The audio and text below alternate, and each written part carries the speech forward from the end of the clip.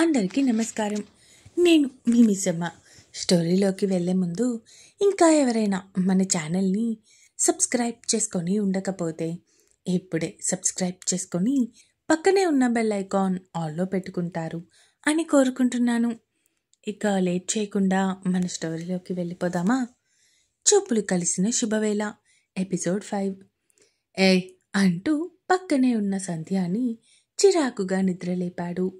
కళ్ళు తెరిచి అతని వైపు చూసింది సంధ్య. మాల్ వచ్చింది, కార్ దిగితే నేను వెళ్ళి పార్క్ చేసుకొని వస్తా అంటూ చెప్పడంతో కార్ దిగి నిలబడింది సంధ్య. అతను మాత్రం కార్ పార్క్ చేయడానికి వెళ్ళిపోయాడు. అక్కడే ఎంట్రన్స్ దగ్గర నిలబడి అతని కోసం వెయిట్ చేస్తూ ఉంది సంధ్య. ఒక 5 మినిట్స్కి తన కార్ పార్క్ చేసుకొని సంధ్య దగ్గరికి వచ్చాడు beast Babu. Come let's go అంటూ తనని తీసుకొని లోపలికి వెళ్ళాడు. చెప్పండి సార్, మీకు ఏ సెక్షన్లో బట్టలు చూస్తారు అడిగాడు సేల్స్ బాయ్. ఇంతలో మన బీస్ట్ బాబుని చూసిన ఆ మాల్ ఓనర్ ఫాస్ట్గా మన బీస్ట్ బాబు దగ్గరికి వచ్చారు. నమస్తే సాబ్, మీరు ఎందుకు వచ్చారు? నాకి కబురు పంపితే నేనే మీ దానికి బట్టలు పంపిస్తా కదా సాబ్ అన్నాడు అతను వినయంగా. అవసరం లేదు పటేల్, నాకు కాబోయే భార్య తిను. పెళ్లికి బట్టలు తీసుకోవాలి, బ్రైడల్ కలెక్షన్లో చూపించమని చెప్పండి చాలు అన్నాడు బీస్ట్ బాబు.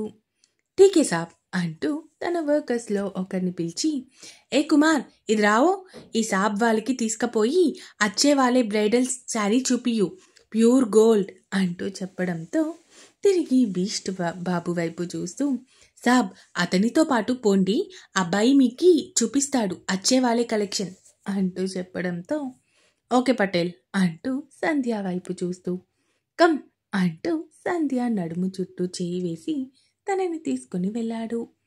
ఎందుకో అంతమంది ముందు అతను అలా తన నడుము మీద చెయ్యి వేసేసరికి ఏదో తెలియని డిస్కంఫర్ట్ ఫీల్ అయింది సంధ్య. ఇంతమంది ముందు మీరు ఇలా నా నడుము పట్టుకోవడం అవసరమా? నన్ను వదిలేయండి, నా మటుకు నేను నడుస్తా అంది సంధ్య. అవునా, నేను నీ మొగుడిని, నేను ఇలా నీ నడుము పట్టుకోవడం నీకు అన్కంఫర్టబుల్గా అనిపిస్తుంది కదా? అయితే ఇదే మనుషుల ముందు నీకు ముద్దు పెడతా, బాగుంటుంది అన్నాడు బీస్ట్.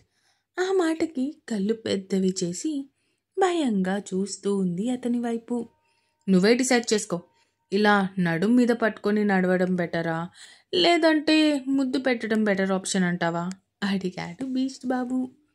లేదు, నీకెక్కడ కావాలంటే అక్కడ పట్టుకున్నాడు అంది సంధ్య భయంగా. అయితే నాకు నడుం మీద నుంచి కాస్త చేతులు పైకి తీసుకెళ్లాలని ఉంది, తీసుకెళ్ళనా అడిగాడు బీస్ట్. ఆ మాటకి మరింత భయపడుతూ వణికిపోయింది సంధ్య. తన బాడీ మొత్తం చెమట పట్టి చల్లగా మంచు ముక్కలాగా అయిపోయింది. అది గమనించిన అతను ఆమె చెవి దగ్గరికి చేరి, ఏంటి బాడీ బాగా చల్లబడిపోయినట్టుంది, నేను వేడి పుట్టించినా అడిగాడు కొంటెగా. వద్దు అన్నట్టు తల అడ్డంగా ఊపింది. ఇంతలో అతను వీళ్ళ వైపు చూస్తూ, సార్ మేడం కూర్చోండి అంటూ వాళ్ళని కూర్చోబెట్టి శారీస్ కలెక్షన్ ఓపెన్ చేసి చూపిస్తూ ఉన్నాడు. మేడం ఈ శారీ చూడండి, మీకు చాలా బాగుంటుంది, మీ కలర్కి మీ పర్సనాలిటీకి ఇది చాలా బాగుంటుంది అన్నాడు అతను ఆ చీరని విప్పి చూపిస్తూ. మన బీస్ట్ బాబు మాత్రం ఆ చీర ట్యాగ్ చూసి, ఇది బాలేదు, ఇంకా ఎక్స్పెన్సివ్ చూపించండి అంటూ చెప్పడంతో ఓకే సార్ అంటూ వేరే కలెక్షన్లో నుంచి వేరే మోడల్ తీసి చూపించాడు. మేడం ఇది కట్టుకుంటే మీరు నిజంగా మెరిసిపోతారు మేడం, మీకు చాలా బాగుంటుంది, మీ ఫిగర్కి పర్ఫెక్ట్గా ఉంటుంది అంటూ సంధ్య వైపే చూస్తూ చెప్పాడు. అది చూస్తున్న మన బీస్ట్ బాబులోని బీస్ట్ మూడ్ యాక్టివేట్ అయిపోయింది. అప్పుడే ఇంకొక వెయిటర్ వచ్చి 2 కూల్ డ్రింక్స్ ఇవ్వడంతో ఒకటి సంధ్య చేతిలో పెట్టి ఇంకొకటి తను తీసుకున్నాడు. ఆ సేల్స్ మ్యాన్ ఎంతసేపు సంధ్య వైపే చూస్తూ తనతోనే మాట్లాడుతూ తనకి చీరలు చూపిస్తూ ఉండటంతో మన బీస్ట్ బాబులో బీస్ట్ మోడ్ అంతకంతకు పెరిగిపోతుంది. అతని కోపం అంతా కూడా ఆ గ్లాస్ మీద చూపిస్తూ ఉన్నాడు. అతని కోపం తట్టుకోలేక ఆ గాజు గ్లాస్ కూడా పగిలిపోయింది. అది చూసిన సంధ్య భయంగా అతని వైపు అతని చేతి వైపు మార్చి చూస్తుంది. ఆ సౌండ్కి సేల్స్ మ్యాన్ కూడా సంధ్యకి చీరలు చూపించడం ఆపి బీస్ట్ బాబు వైపు చూశాడు. అంతే, ఒక్కసారిగా లేచి నిలబడి గాయమైన ఆ చేతితోనే తన మొహాన్ని చీరలు ఉన్న టేబుల్ మీద వత్తి పెట్టాడు. ఎరా, అప్పటి నుంచి చూస్తున్నా నా పెళ్ళానికి సైడ్ కొడుతున్నావా? ఇద్దరు ఉన్నప్పుడు కనీసం ఒక్కసారి కూడా నాకు ఐ కాంటాక్ట్ ఇవ్వలేదు. చూస్తున్నా అప్పటి నుంచి దానివైపు అదో రకంగా చూస్తున్నా. నేనుండగానే నా పెళ్ళాన్ని టచ్ చేస్తావా? ఈరోజు నీకు చావు కన్ఫర్మ్ రా నా చేతిలో అంటూ ఆ చేతి మీదే పట్టు పెంచుతూ ఉన్నాడు మన బీస్ట్. అక్కడ జరుగుతున్న గొడవ మొత్తం భయంగా చూస్తూ కింద ఉన్న ఆ పటేల్కి చెప్పాడు వేరే సేల్స్ బాయ్. ఆ మాట విన్న పటేల్ ఫాస్ట్గా పైకి వచ్చి అక్కడ జరుగుతున్నది చూసి షాక్ అయ్యాడు.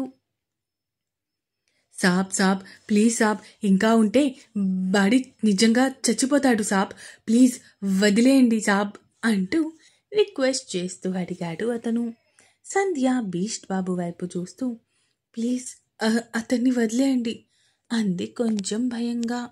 అప్పుడు తన పట్టుని సడలించి వాడిని వదిలేసి పటేల్ వైపు చూస్తూ అక్కడున్న చీరలకి వాడి బ్లడ్ అలాగే నా బ్లడ్ కూడా అంటుంది.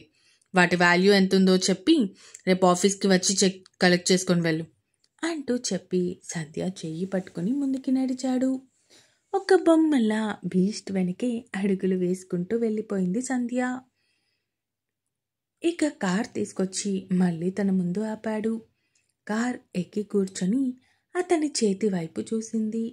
స్టీరింగ్ మొత్తం కూడా అతని బ్లడ్తో తడిచిపోయింది.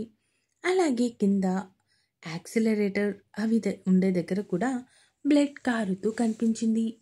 మీ చేతికి బ్లడ్ బాగా పోతుంది అంటూ గబగబా తన చీరని చింపి అతని చేతిని తన చేతిలోకి తీసుకొని కట్టుకట్టింది. ఇంకో షాప్కి వెళ్దాం. కాదు, ముందు హాస్పిటల్కి వెళ్దాం అంది సంధ్య. నో నీడ్ ఆఫ్ దట్, ముందు మనం షాపింగ్ కంప్లీట్ చేసుకుందాం.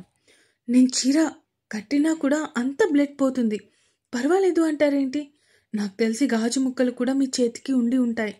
మీరు ఇంకా ఇలానే నెగ్లెక్ట్ చేస్తే సెప్టిక్ అవుతుంది. ప్లీజ్ హాస్పిటల్కి పోనివ్వండి అంటూ వేడుకుంటూ అడగడంతో ఇక హాస్పిటల్ వైపు పోనిచ్చాడు కార్. ఇక డాక్టర్ అతని చేతికి సంధ్య కట్టిన చీర కట్టు విప్పి మొత్తం క్లీన్ చేసి చేతికి గుచ్చుకున్న గాజు ముక్కలు కూడా క్లీన్ చేసి వాటికి ఆయింట్మెంట్ అప్లై చేసి చేతికి బ్యాండేజ్ వేశాడు. ఇక అతనికి డబ్బులు ఇచ్చేసి తిరిగి సంధ్య చెయ్యి పట్టుకుని ఇప్పుడైనా వెళ్దామా లేదా ఇంకా టైం వేస్ట్ చేస్తూ కూర్చుంటావా అడిగాడు సీరియస్గా. నేను ఆలోచించింది అతని కోసమే కదా, అయినా నా కోపం నా మీద అరవాలా అనుకుంటూ అతని కోపంగా చూస్తూ ఉంది. ఏయ్, ముందా చూపు మార్చు, చాలా చిరాగ్గా ఉంది అన్నాడు అతను సీరియస్గా. ఇక భయపడి ఆ చూపు దించేసింది సంధ్య. తనని తీసుకొని వేరే మాల్కి వెళ్ళాడు. ముందు మాల్లో జరిగిన ఇన్సిడెంట్ తెలుసుకున్న ఆ మాల్ ఓనర్ ఒక లేడీ స్టాఫ్ని సంధ్యకి చీరలు చూపించడానికి పంపించాడు. ఆవిడ సంధ్యకి చీరలు చూపిస్తూ మేడం, ఈ చీర మీకు చాలా బాగుంటుంది. సార్, మీరేమంటారు? ట్రయల్ రూమ్ ఎక్కడా అడిగాడు సీరియస్గా. అక్కడే సార్ అంటూ కొంచెం దూరంగా ఉన్న రూమ్స్ వైపు చూపిస్తూ చెప్పడంతో సంధ్య చేయి పట్టుకొని అలాగే ఆ చీరని పట్టుకొని అక్కడికి నడిచాడు. పద అంటూ తనని ట్రయల్ రూమ్లోకి పంపించి తను కూడా అదే రూమ్లోకి వెళ్ళాడు. బాబోయ్, ఇతనేంటి నాతో పాటు ట్రయల్ రూమ్లోకి వచ్చాడు, ఇప్పుడు ఏం చేస్తాడో ఏంటో అనుకుంటూ భయంగా బెరుకు చూపులతో అతని వైపు చూస్తూ ఉంది. ఏంటి, నీకోసం ఇందాక మాల్లో అంత చేస్తే కనీసం ఒక థ్యాంక్స్ కూడా చెప్పేది లేదా? కొంచెం మేనర్స్ నేర్చుకో సంధ్య అంటూ తన చీరని పక్కకి తప్పించి అచేతనంగా కనిపిస్తున్న తన నడుము వైపు చూస్తూ అయినా ఏమైనా ఉన్నావా, చాలా టెంప్టింగ్గా ఉన్నావు. నిన్నిప్పుడే ఇక్కడే ఈ ట్రయల్ రూమ్లోనే ఏదో చేయాలనుంది, కానీ పెళ్ళయ్యే వరకు వద్దన్నావు కదా, అందుకే ఆగిపోతున్నా అంటూ కిందకి వంగి నడుము వంపు దగ్గర ఉన్న పుట్టుమచ్చ మీద కిస్ చేసి గట్టిగా తన పంటి ఘాటుని అక్కడ బహుమతిగా ఇచ్చాడు. అతను పంటి ఘాటిస్తున్నప్పుడు మెత్తటి జున్ను ముక్కని కొరుకుతున్న ఫీలింగ్ కలిగింది.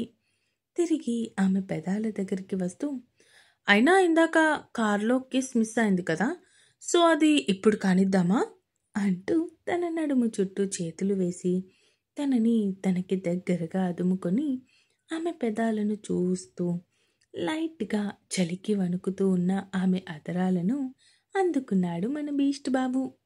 ఇంకా ఉంది. ఈ ఎపిసోడ్ ఎలా అనిపించిందో కామెంట్స్ రూపంలో తెలియజేస్తారు అని కోరుకుంటున్నాను. అలాగే సబ్స్క్రైబ్ చేసుకోవడం మాత్రం మర్చిపోకండి. ఇక ఉంటాను. Bye bye.